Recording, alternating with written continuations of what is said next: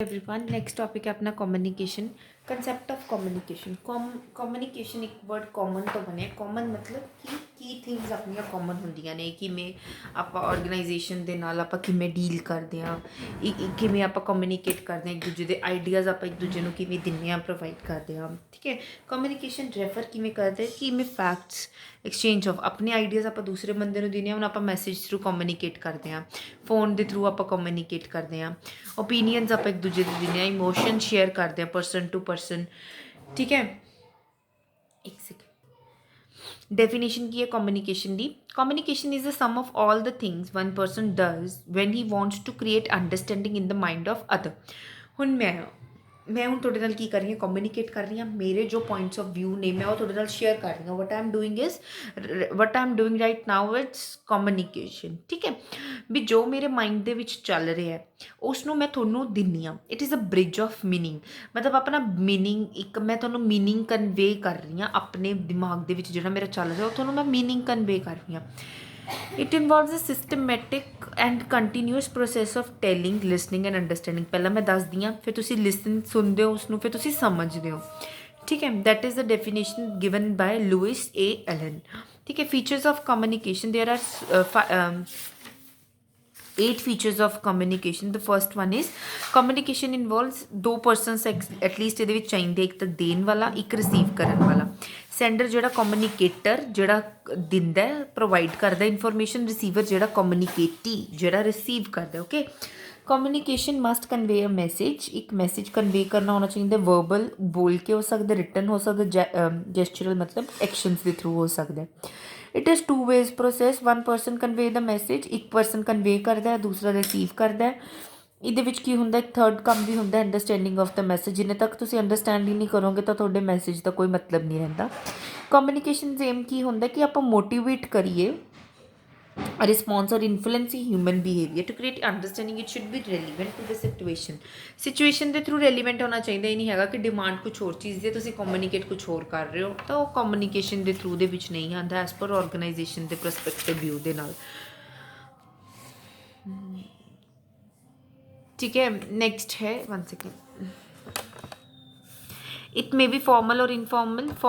Formal communication किदा हो सकता है अगर आप अपने मतलब आप बोस अपने नाल कुछ शेयर कर रहे हैं इनफॉर्मल किदा हो सकता है अगर अपने कुछ फ्रेंड्स अपने नाल कुछ भी शेयर कर रहे हैं ठीक है तो 7th one is it flows downward होंदा है from superior to subordinates upward होंदा है या सबऑर्डिनेट्स टू सुपीरियर ਇਹ ਔਨਗੋਇੰਗ ਪ੍ਰੋਸੈਸ ਹੈ ਕੰਟੀਨਿਊਸ ਪ੍ਰੋਸੈਸ ਹੈ ਐਲੀਮੈਂਟਸ ਕਿਹੜੇ ਇਹਦੇ ਵਿੱਚ ਆਉਂਦੇ ਨੇ ਦੇਖੋ ਸਭ ਤੋਂ ਪਹਿਲਾਂ ਸੈਂਡਰ ਜੋ ਮੈਸੇਜ ਤੁਹਾਨੂੰ ਸੈਂਡ ਕਰਦਾ ਹੈ ਜਿਹਨੂੰ ਆਪਾਂ ਬੇਸਿਕਲੀ ਕਮਿਊਨੀਕੇਟਰ ਕਹਿੰਦੇ ਆ ਉਹ ਸਪੀਕਰ ਹੋ ਸਕਦਾ ਰਾਈਟਰ ਹੋ ਸਕਦਾ ਐਕਟਰ ਹੋ ਸਕਦਾ ਉਹ ਆਪਣਾ ਫਾਰਮੂਲੇਟ ਮੈਸੇਜ ਕਰਦਾ ਜਿਵੇਂ ਉਸਨੇ ਕਨਵੇ ਕਰਨਾ ਹੁੰਦਾ ਦੇਣਾ ਹੁੰਦਾ ਮੈਸੇਜ ਜਿਹਦੇ ਵਿੱਚ ਆਪਾਂ ਜਿਹਦੇ ਸਬਜੈਕਟ ਮੈਟਰ ਹੁੰਦਾ ਵੀ ਕਮਿਊਨੀਕੇਸ਼ਨ ਕਰਨ ਦਾ ਇਹਦੇ ਵਿੱਚ ਕੁਝ ਫੈਕਟ ਹੋ ਸਕਦਾ ਇਨਫੋਰਮੇਸ਼ਨ ਹੋ ਸਕਦੀ ਓਪੀਨੀਅਨ ਹੋ ਸਕਦਾ ਵੀ ਜਿਹੜਾ ਆਪਾਂ ਨੇ ਇੱਕ ਦੂਸਰੇ ਨੂੰ ਕਨਵੇ ਕਰਨਾ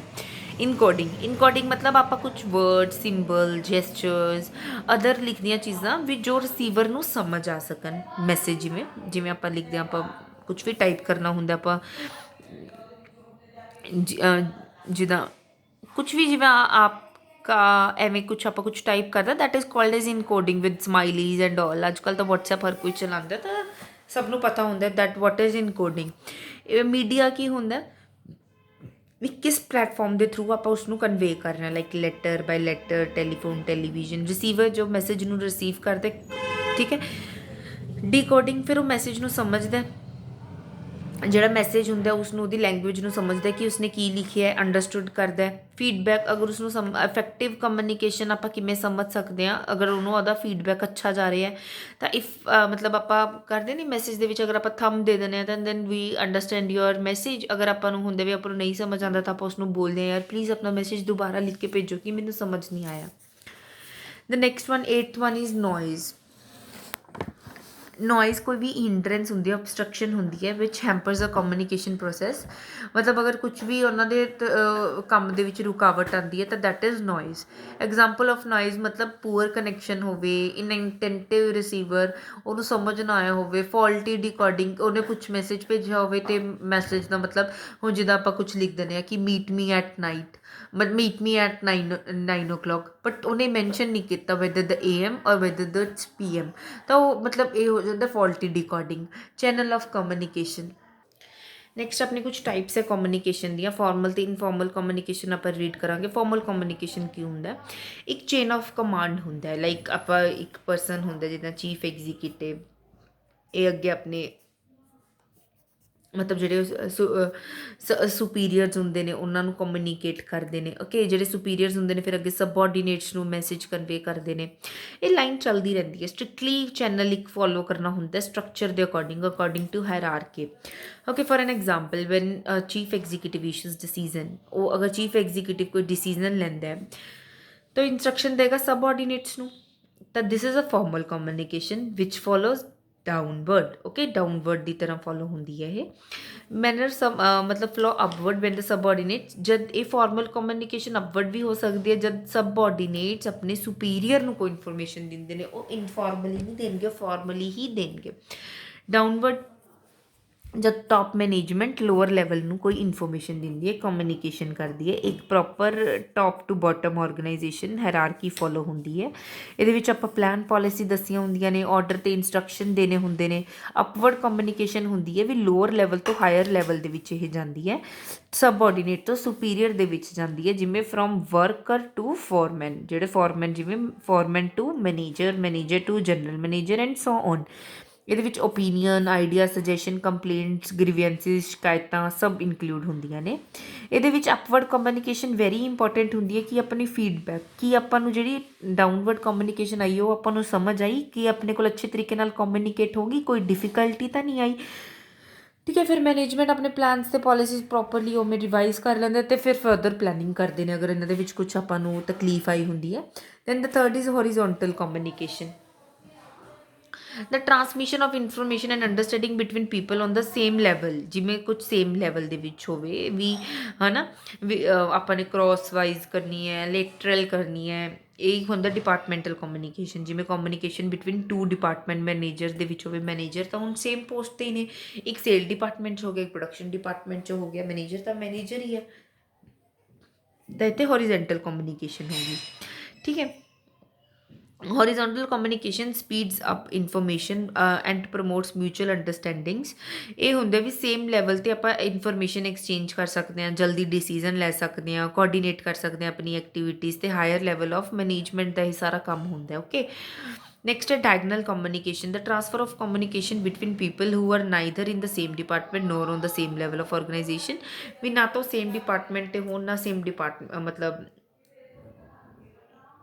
ਲੈਵਲ ਆਫ ਆਰਗੇਨਾਈਜੇਸ਼ਨ ਹਾਇਰਾਰਕੀ, ਜਿਵੇਂ ਟੌਪ ਦਾ ਟੌਪ 'ਚ ਨਹੀਂ, ਟੌਪ ਦਾ ਬਾਟਮ ਵਾਲੇ ਨਾਲ, ਬਾਟਮ ਵਾਲੇ ਦਾ ਮਿਡਮ ਵਾਲੇ ਦੇ ਨਾਲ, ਐਵੇਂ ਹੁੰਦਾ, ਉਹਨੂੰ ਡਾਇਗਨਲ ਕਮਿਊਨੀਕੇਸ਼ਨ ਕਹਿੰਦੇ ਹਾਂ ਆਪਾਂ। It generally take place when members cannot communicate effectively through other channels। For an example, when the assistant marketing manager communicate with the account clerk directly। ਜਿਵੇਂ ਅਸਿਸਟੈਂਟ ਮਾਰਕੀਟਿੰਗ ਮੈਨੇਜਰ ਅਗਰ ਉਹ account clerk ਨਾਲ directly contact करता है तो diagonal communication होता है।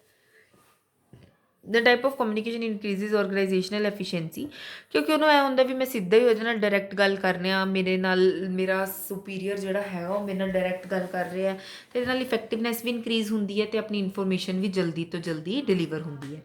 एडवांटेजिस की ने फॉर्मल कम्युनिकेशन के, एक तो ऑर्डर होंगे, मेनटेन होंगे, प्रॉपर रूल्स एंड रेगूलेशन के नाल आपां फ्लो करते हैं। ठीक है, it helps in fixation of authority, fix हो जाती है, मेनटेनिंग ऑफ अथॉरिटी हो जाती है भी हाँ जी सानू ये थोनों अथॉरिटी देती है, थोने हुण काम करना ही करना है। The source of communication can easily be located, आपां नूं पता लग सकदा भी ये थोनों काम अगर कुछ गलत हुंदा तां पता लग जांदा भी आपां नूं किहने कहा ये काम करन लई। It facilitates managerial control by providing information about performance. हुण मैनेजर भी जदों अपनी परफॉर्मेंस हायर लैवल नूं दिंदे ने, उत्थों आपां कंक्लूड कर सकते हैं, कंट्रोल कर सकते हैं।